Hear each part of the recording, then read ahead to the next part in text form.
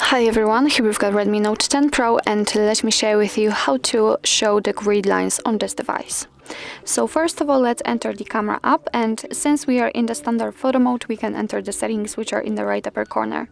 Let's take a look at this option bar, and at this position we've got the show grid lines option. But before we will turn it on, because you can turn it on, you can turn on the basic grid line just by tapping on this icon, but if you will tap on this small arrow here, you will be able to open much more settings. So as you can see, this regular grid line has been applied to the camera right now, so obviously you can go back and then you can apply it, and then you can apply the rule of thirds and take some harmonious photos.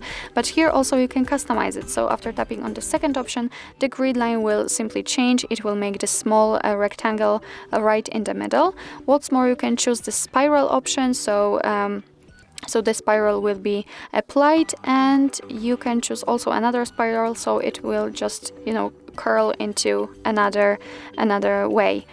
So actually this is how to turn on the grid lines. If you'd like to turn them off, all you have to do is simply tap on this icon.